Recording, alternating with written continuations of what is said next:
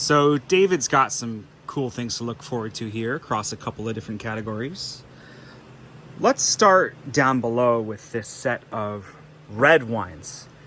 There's a theme, got some Spain, France, and Italy action here. Starting up in Catalonia with Priorat, two examples. Here's La Planeta by Pazinau 2015 and Val Lac Edus 2016. So both from Priorat, DOCA. I'm pretty sure a slightly different blend on these two, more of a Cabernet Sauvignon focused with the Pazinau and the Carignana on the Edus. They both carry that same sticker, meaning they're official, so that's cool. But two different producers and different importers, both within a great drinking window here, and each from their own vineyard sites, so a great point of comparison. More Spanish wines here. The two on the corners are bookending the one in the middle, Lopez de Heredia Viña Bosconia. This is the single vineyard from the classic Rioja estate, Reserva level, based on Tempranillo with Garnacho, is their spelling of Garnacha, Graciano, and Mazuelo. And Mazuelo is, as far as I know, the same thing as Carignana, which is the same thing as French Carignan. So just some synonyms of those grapes. And this is a pretty recent release, so they age it a long time at the winery in barrel, of course, and bottle. And then the Toro and the Allion, these are both Vega Sicilia projects. You can see that by the logo, Tempos Vega Sicilia on both. And each are based on Tempranillo. Toro is further west and is arguably a bit warmer, and the wines are going to have this flashy concentration. They call the grape Tinta de Toro in that area. Same grape Tempranillo is called Tinta del País in Ribera del Duero. And this might have some blending happening there. So, two expressions of a similar ilk. Next, moving on to France here. Châteauneuf-du-Pape Cuvée Impériale. It's a 2019, so a younger vintage than some of these others, but should be accessible pretty young. I'd say it could age, but I'd say within a window now. Vin Centenaire, I take to mean old vines. Here's a Cassis, not Cassis, but Cassis. My friend Haley taught me that. Cassis is way down almost by Cannes or Nice in Provence. Domaine du Bagnol, Cuvée Marquis de Fesque. Cassis, this is wine based on Mourvèdre. It's one of these Rosenthal wine merchant wines here. 2016 should be in a perfect window. Here is Malbec. So we're seeing kind of some similar verbiage here. Vin Centenaire, two different producers using the same language. So that's kind of cool to see that through line here. So this is Clos du Gamot, one of the classic Cahors producers, Cahors, and this is Malbec. So we think of Malbec as coming from Argentina, classically, but Clos du Gamot is representing Malbec from its homeland of southwest France. This is south of Bordeaux, 2015. Delicious. Harvest 300 years. Cool. On to Italy for our last of this set. San Giorgio Ugoforte, Brunello di Montalcino 2017, Sangiovese, and from the same region, Sangiovese from Salvioni, La Cerbaiola 2017. So same vintage here. I would say that in an interesting twist of fate, the San Giorgio is almost a junior to the Salvioni. Typically, Brunello di Montalcino is the superior designation on the label, but in the case of Salvioni, I think there's so much concentration with their wine that the Rosso, in this case, might have more intensity than the San Giorgio, which is also excellent. It's kind of a toss-up, but really both excellent producers as well. And things that could age but are within window now, kind of this debate of which to go for first. Kind of a tough pick. but same vintage here. Should be a great comparison. Also from Tuscany, I'm not going to unwrap this because it looks so nice, especially with that Epice sticker. This is Amerighi. It's a Syrah from Tuscany. So in a way, sort of a Super Tuscan, but it's from Cortona DOC, which is it's actually an official appellation for Syrah in Tuscany, which is very unique to have an official non-Italian native grape as an appellation. So really delicious Syrahs from them. That's by Lane Boswell Selections, based here in Seattle.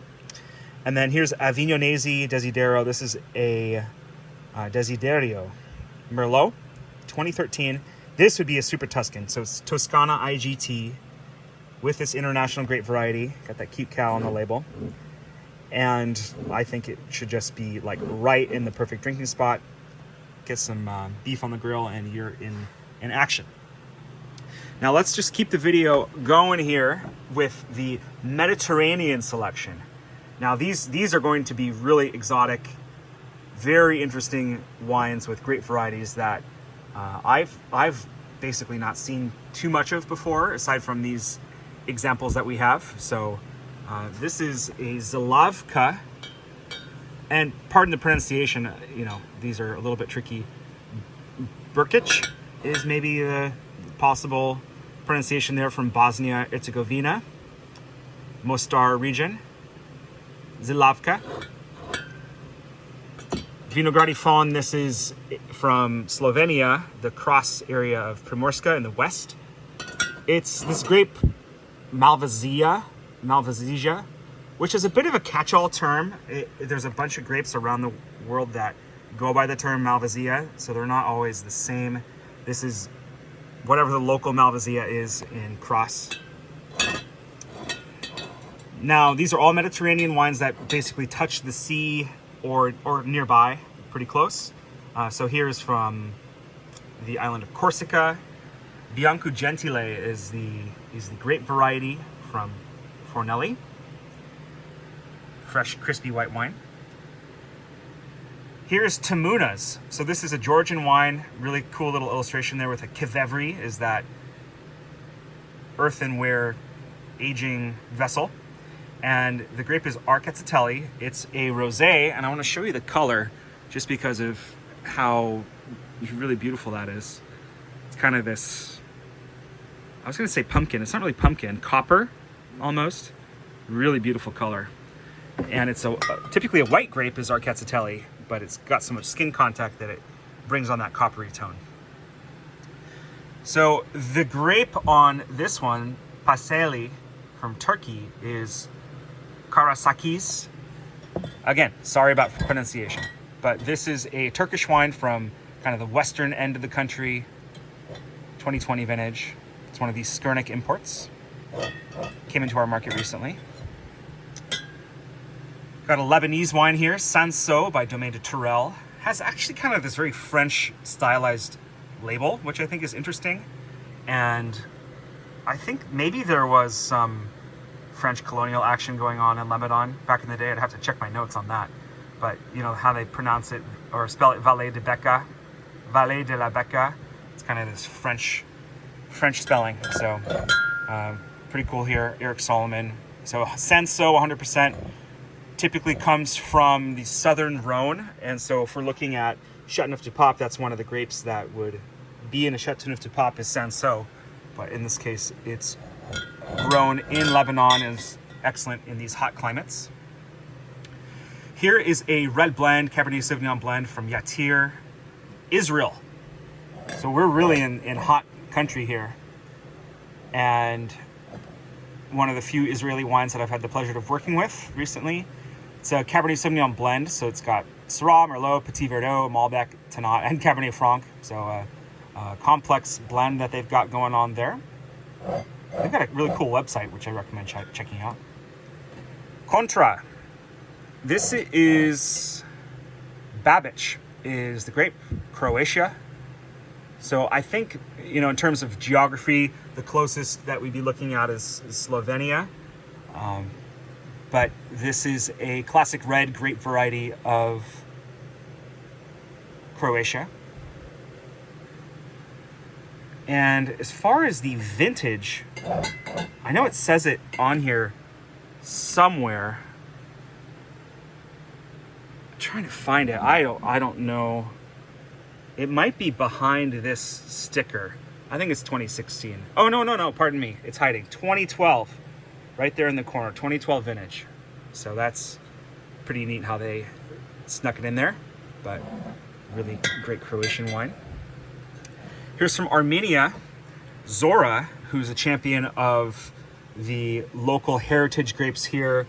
Grape variety is called Sirení. And I think they're the only people who make it, as far as I know. They make some other cool grape varieties. Areni Noir, Chilar, Garanmak, Voskeat. But Sirení is a red. And local import here by Thomas Calder and Capitapi Distribuzione. A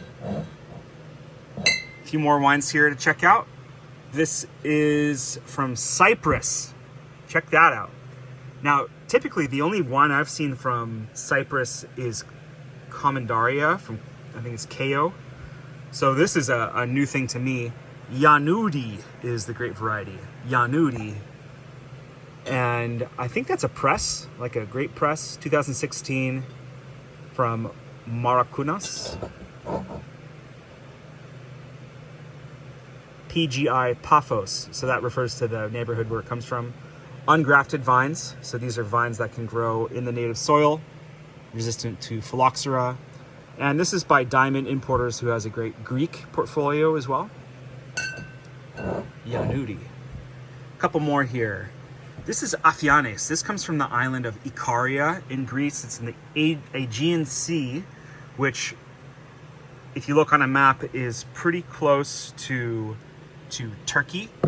So referencing this map here, it would be like right above. So it's really close to Turkey, Aegean Sea. The wine here is based on the grape Focciano, F-O-K-I-A-N-O, Focciano. They also make a white called Bigleri, and the Pithari spends time in this amphora. And if we look at the Tamunas, it's sort of the same idea. An amphora is big in this part of the world for aging. Wine of Greece, Focciano, Ikaria. For that wax capsule, you can just go right into it with your corkscrew and pop right through. Ikaria was featured on this Blue Zones documentary on Netflix recently, so it's actually been a very popular wine that I've seen some attention with in the last few weeks. So this is one of the last reds I have from them, so I'm happy to share it with you.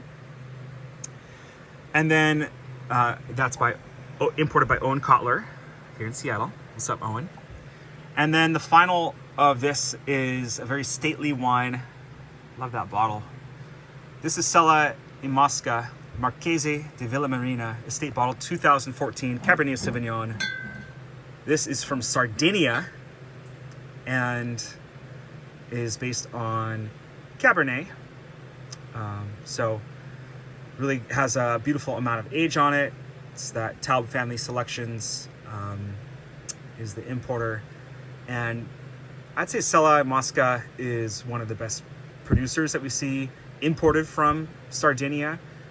Made maybe in a more international style. You can just tell that by the labeling. It almost looks like a Bordeaux, but should be a beautiful wine. So anyways, very cool selection, and I hope you enjoy. Cheers.